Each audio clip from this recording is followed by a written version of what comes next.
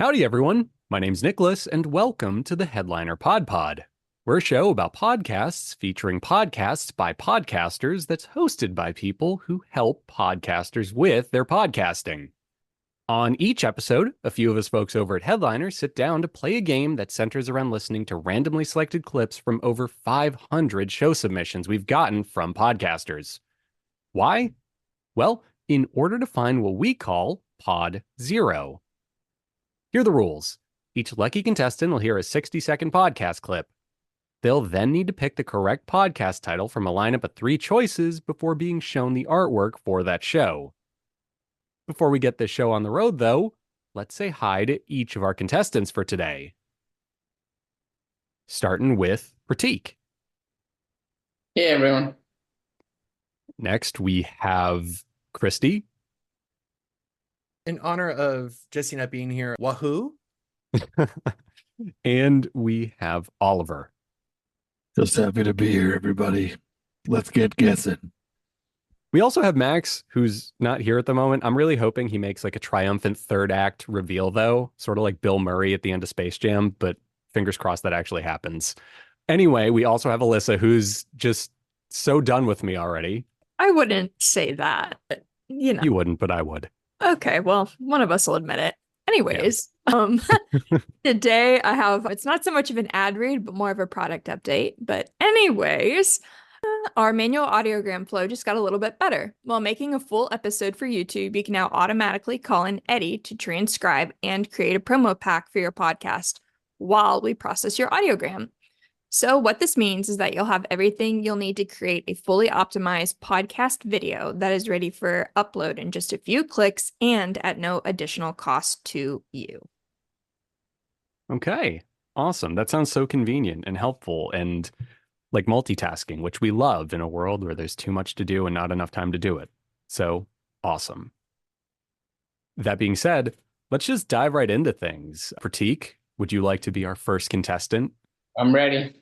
Okay, great. Alrighty. Eyes are closed. This is a good start here. I just want to say thank you for your time today and helping me kind of work out sort of changes to my format. I really appreciate this because I know sometimes it can be a case of oh my god, it's changing the format. Is this even going to work? And it's no. I think I'm here for it. Obviously, there's lots of changes to the format happening over these next few weeks and whatnot. But one thing that I do not want to change, that I absolutely love ending every single interview with, is my questionnaire. So these questions always close us out, and they come from the Frost questionnaire, which were later adapted by Bernard Pivot, later by the late great James Lipton, who is my just inspiration alongside Terry Goss and Michael Parkinson. And now I present my, oh my god, there's something behind you, adaptation. You got me. Look at you. I got you. Yeah, that's my best one. Yeah.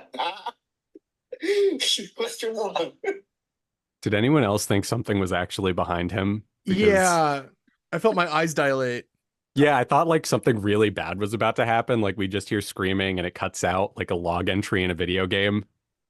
Yeah, that's pretty good. I didn't pre-screen any of these, so I was just as shocked as you all. That was actually the intro to the episode, and the next like 30 minutes of it is just whatever happened after someone snuck up on him. Yeah, I was going to say, I think I have no idea what this clip/podcast is about. So it's basically going in blind. So let's do choices. These titles have nothing to do with what we just heard. I'm saying as much, if anything, they're the antithesis of what we just heard. Exactly what I'm expecting. Okay, so here are your options. Number 1, Tom meets interesting people. I hope it's that, man. That's so good. Right before he gets murdered. It's only downhill from there, by the way. So number 2 is perfect happiness, greatest fear, and deplorable traits.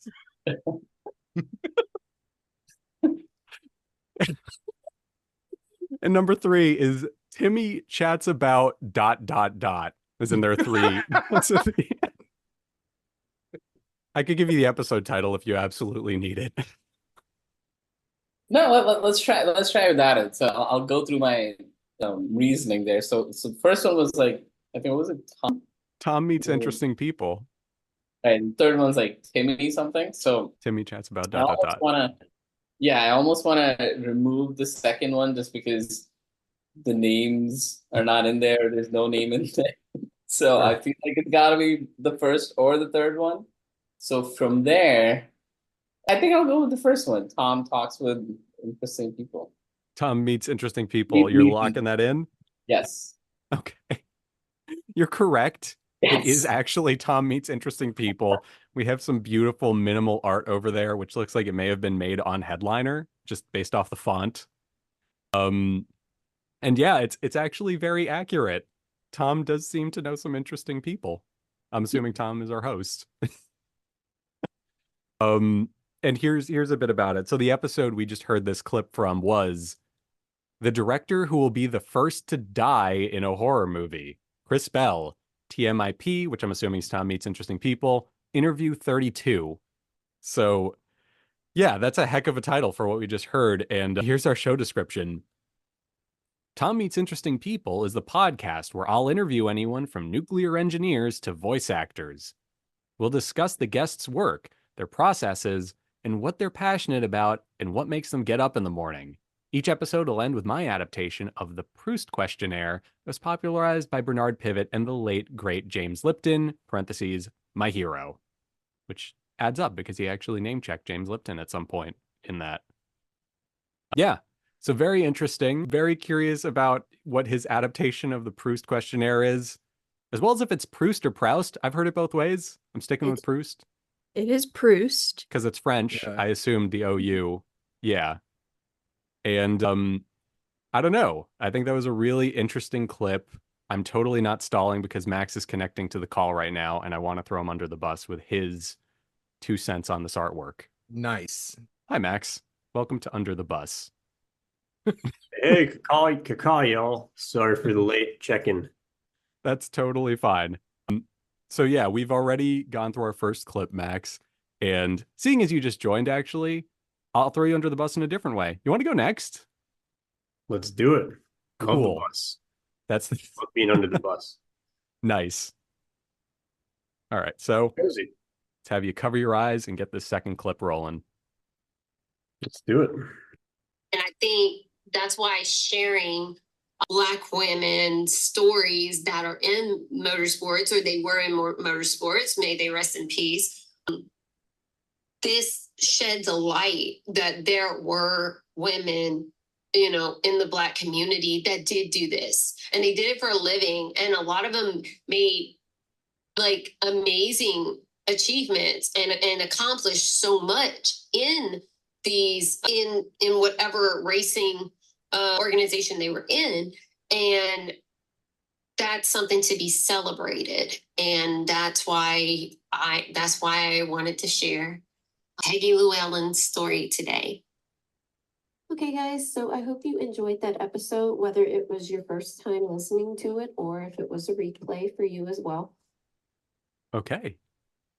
There was our clip. That was a great endpoint for it. Wow. Sorry, I wasn't expecting that. I was caught completely off guard by it.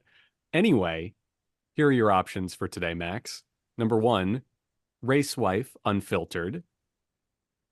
Number 2, Race Girl Energy. And number 3, Live Fast with Mia.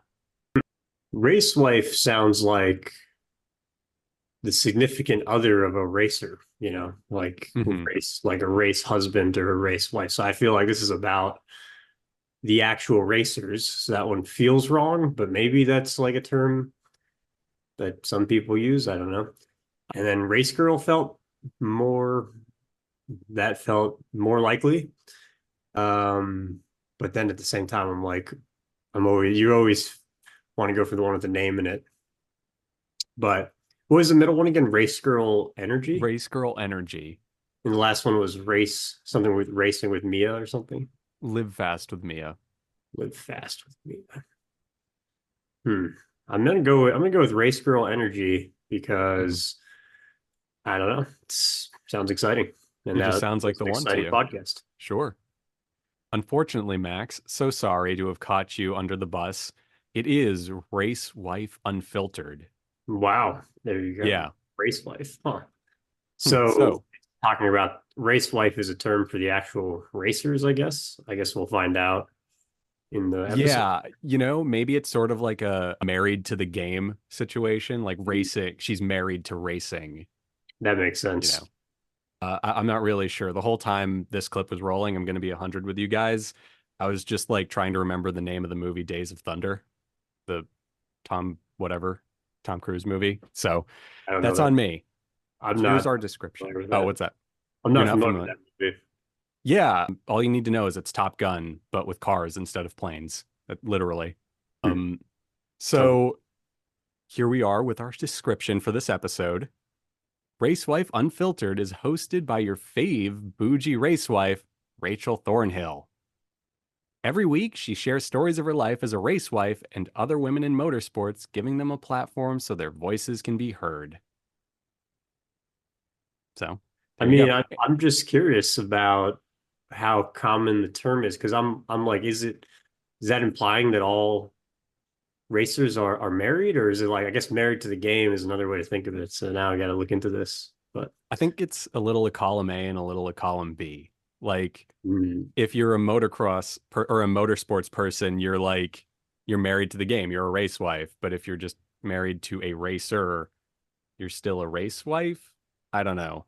Well, then we need the follow-up podcast about all the race wives' significant others that have to deal with them being married to the race, sure, and taking second place to the race in your relationship. It's just a never-ending daisy chain of podcasts about the spouses of racers, you're saying? It doesn't have to be a daisy chain. It just can be another podcast. You don't have to go crazy with it. Just a follow-up podcast. You need two sides of the story. Sure, that makes sense. Maybe three. A good react channel where they react to the podcast. Whatever. Sure. Anyway, the clip we just heard was from the episode number 10 most listened to episode of 2023, Peggy Llewellyn. I'm assuming that's how you pronounce that. Elissa, feel free to shame me. I'm pretty sure they said it on the clip. It sounded correct to me. Okay. Well, there you have it. Pretty interesting stuff. And we have a still of, I'm assuming, the guest of the episode for our artwork here, which is super cool. Gotta take advantage of that when you have that stuff, you know? Anyway, jumping on over to our next contestant. Let's go with Oliver. He looks ready. He's wearing sunglasses. My eyes are closed, but the sunglasses are on. You guys trust me? Sure. Yes. Alyssa doesn't trust me. Fine. Yeah. I was gonna say, I don't want to be the person to throw Alyssa under the bus because I've already gotten my share today of doing that. But I don't want an asterisk. Why come for me? Why? I didn't. I said I don't want to be that person. Okay, you're okay. I think a red Ferrari is a bit cliche, maybe, but it's quite bold, isn't it? If you've saved up kind of the amount to buy one, there must be such a sense that you kind of get to filling out the sheet and you're like, should I just go for red, play it safe? Had your father had Ferraris before, or was that kind of a first foray into? I think that's the only Ferrari I've had. But the other car, which definitely I have a huge amount of memories and affinity, is old Range Rovers, like the classic style Range Rovers. Okay. And as a kid, like doing a lot of journeys with my family, they had the armrests in the back seats. Yeah. And my father had an LSC Range Rover, I remember, in the early 90s. And in the back, you not just had the armrests in the middle, you had an armrest on the left, and there's like a 5-year-old. It was like being on a throne. You had your arms right down. And ever since then, I've had quite a few different classic Range Rovers. And I think, again, it's these early memories, which I think really, maybe subconsciously go into your mind. Okay. There was our clip. Wow. And here are our titles for today. Number 1, My Dad's Car Podcast. Number 2, Tinkerin' with Daddy-O. Number 3, F is for Family and Fast Cars. Oh boy. Blatant references to Fast and the Furious. Which I think those were genuine car enthusiasts that probably were into cars before Fast and the Furious came out. So let's knock out the third one. And now the first two had daddy in the titles. Okay, so what was the first one? The Daddy Issues podcast, Carcast? My dad's car podcast. My dad's car podcast. Okay, and what's the next one? Tinkering with Daddy-O. Ooh. Here's the thing. If I know something about people from the UK, I know that they love the 1950s American music scene. They love it. So I'm going to go ahead and say that even though all signs in those clips pointed to number one being the correct answer, I'm going to go ahead and choose number two for the win. How do we do, Nicholas? Not great, boss. Uh-oh. It was my dad's car podcast. All signs pointed to the right one. Who would have thought? I'm so glad you picked the second one because I might have picked it, but that's just because I love 50s lingo. Apparently I'm British. I don't know. I don't even know if they do like that or not. I just hope that... Who knows? I mean, we'll never find out unless somebody British that listens to this just is like, you guys are ridiculous. We don't have a thing for the 50s in America. Yeah, I mean, I think the clip was basically them saying, "Oh, I remember being in my dad's car, and that's why I like Range Rovers." And the other guy was like, "Well, my daddy drove a Ferrari." And he was like, "Well, my daddy drove a Nissan." Awesome. There you have it. I like the artwork. Yeah, it's cool. Cool artwork. Simple and clean. Kind of looks like a logo you'd have in the front of a car. Almost. I don't know. That's just me. Anyway, the clip we just listened to was from the episode Charles Clegg from Custodian, Bristol catching fire, Ferrari with a back seat, and Range Rovers, season 3, episode 6. And our show description is a discussion with invited guests about their personal relationships with automotive nostalgia. Despite the title, it doesn't even matter if the topic of discussion is their dad's car or not. It could be their mom's, their grand's, parents, guardians, or even neighbors. If it made an impression, we want to talk about it. So, there you go. I guess in its own way, Tinkering with Daddy-O is more accurate to the show. I don't know. That's just me because they said nostalgia. So Daddy-O feels apt. I mean, I see the logo. I'm not convinced the Daddy-O isn't the actual name and this is all a ruse. It's a scratch off. If you scratch your screen hard enough, it changes to Daddy-O. Yeah. Yeah, so there you have it. Interesting clip. I'm not a car guy, but if I were, I'd probably stick around for this show. Jumping on forward, I believe, Kristy, you're up next. Woohoo. So let's see what happens. All right. Where's my... Oh, no calendar this time? Is that a dungeon chart? Yeah, I got this from my Christmas present from my campaign. Cool. Anyways, here's your clip. People usually are wondering why it took me 14 years to write the book. But really, the first 9 years was more so about doing research. And I took all these groups of students to go visit Warren. And we had Q&A sessions with them. So I was able to get all that primary research and put that into the book. All new back in your book, yes. And so, and I wrote like 5 articles while I was doing all of this. The first 9 years, I had no idea I was going to write a book on Warren Buffett. And what prompted that? What made you click and go, I need to... You really have to be kind of, I don't know what the right word is. Have you ever written a book before? Yes, I actually taught college for 10 years. So. Oh, all right. I wanted to hear the rest of that thought. Honestly, that was kind of there was a little tension in that room. Yeah, I wanted to see what happened. Was someone behind another person? Like, yeah, what's the story? Yeah, that was. I feel like if I was in the room, I'd be like, "Oh, this is getting a little awkward." They're flexing. Just you cringing behind the audio mixer, like, Ooh. Oh God, here we go. Oh God.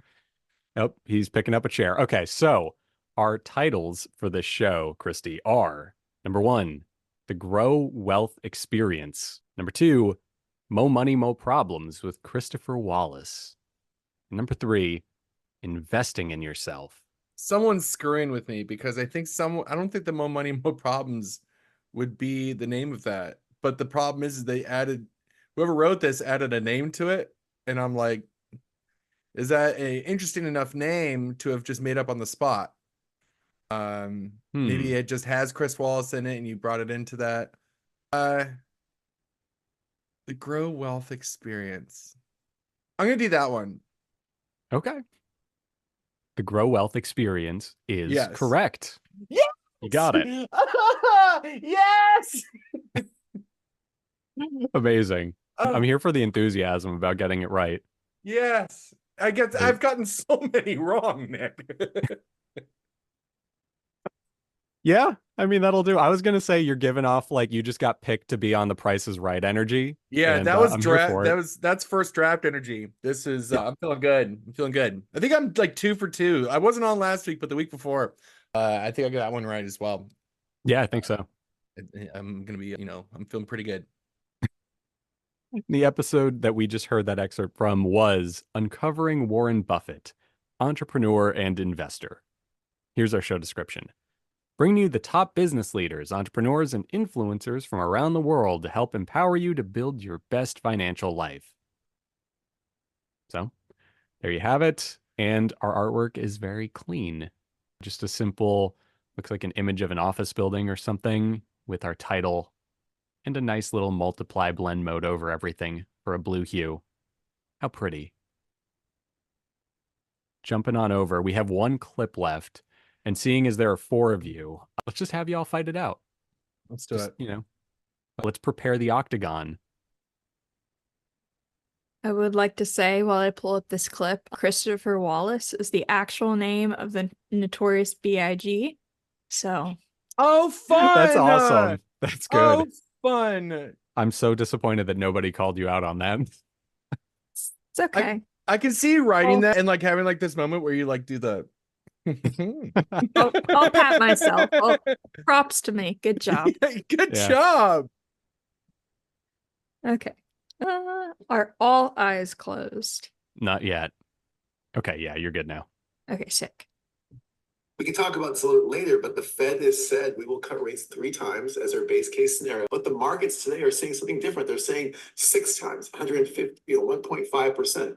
So at the end of the day, the Fed is going to be our friend. That's good for the markets. Our second theme is that the economy cools into a soft landing. So a soft landing is just so we're all on the same page. A soft landing is when the Fed raises rates, but does not put the economy into a recession. We think, I hate saying this, I don't usually say this, but the Fed is actually doing a great job. They've raised rates just right to slow the economy down. I think the key point is that even if we have a recession, it's going to be very mild. And the reason I say this is because you look at areas of recession today, housing, manufacturing, autos, they've all stabilized or even started to bounce back a little bit. Building permits are picking up. Auto sales are picking up. Also you're seeing manufacturing, which is sort of in the doldrums for the last 14 months. It's stabilizing, though at low levels. Okay, there was your clip.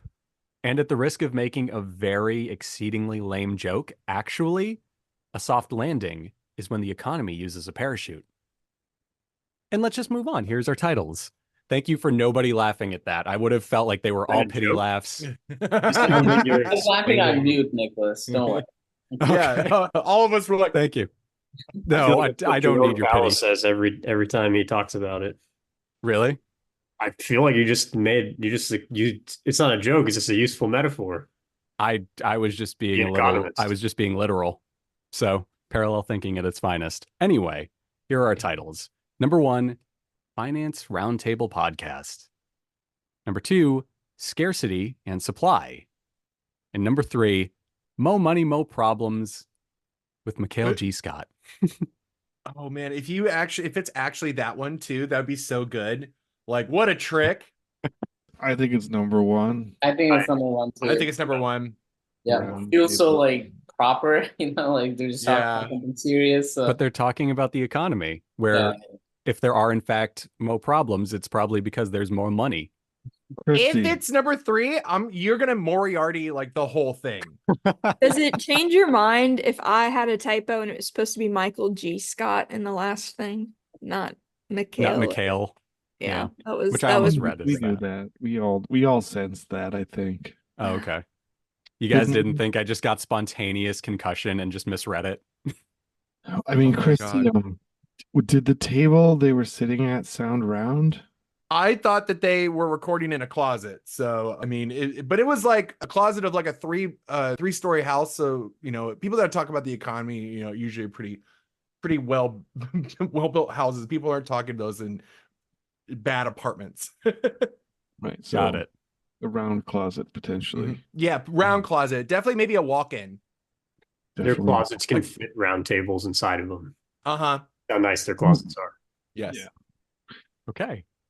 Well, I'm going to go with option 1. Finance Roundtable Podcast is correct. Nice. Y'all have done it. You did it, guys. We're really tapping into the vein here. Like, this feels good. Kristy's getting the taste for winning. It's Yeah, changing no, him. I Has mean, anyone noticed that? Yeah, dude. He's back from changed, vacation. He's well rested. The power's going straight to my head. The last thing anyone wants to hear somebody say while they're laughing, by the way. So there you have it, Finance Roundtable Podcast. This was from episode 13, Grasping Economic Twists and Election Uncertainty with Gene Goldman. And lock yourself in, because we've got a doozy of a description, and I'm sure to flub it at least 12 times, because there are a lot of acronyms in here. Join Professor Jacob Gold, Michael Kochel, and Kelvin Gold as they host a monthly podcast titled Finance Roundtable. The super casual roundtable conversation will cover current economic and business news, what's happening at there it is already. What's happening at JG&A, personal finance tips, pop culture, and much more. If you've ever wondered what is talked about between financial professionals and what goes through our minds when we're off the clock, then you'll want to check the podcast out. Jacob Gold and Michael Kochel, financial advisors offering securities and advisory services through Cetera Advisor Networks LLC, parentheses, doing insurance business in California as CFGAN Insurance Agency LLC. I don't think you need to read this part. Yeah, I think this is just all legal stuff at this point. We're just going to cut it off there. But there is a caveat at the bottom that they are not representative and may not give legal or tax advice. Yes. Not financial advice. Do your research. Advice. Exactly. There you have it. So that's the podcast. And I actually recognize this podcast. Wow. I just looked at the artwork.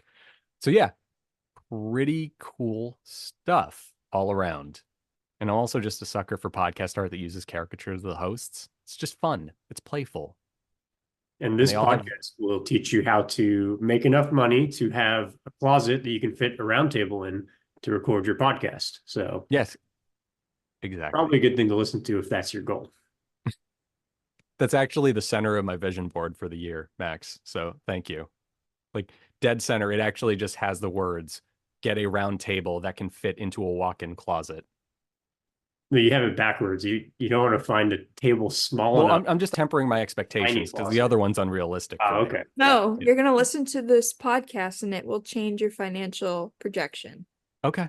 Dream big, Nicholas. Yeah, that's true. Okay. That was actually on the vision board too. It was in the very bottom right corner. Your table has to fit more than a cup on it. You can't just find a little pedestal that's round and put a cup on it and say you've achieved your goal of your round table in your closet. That's too low. We know you can do better than that. Okay. I can do this. Can we just like shift the podcast into this now? Just me getting my life in order. Yeah. Anyway, there you have it, everybody. Those were our clips for today. Thanks for playing. Join us next week when Kristy develops supernatural powers because he's gotten the third one right in a row. Yes. And yeah, thanks for listening. So, bye.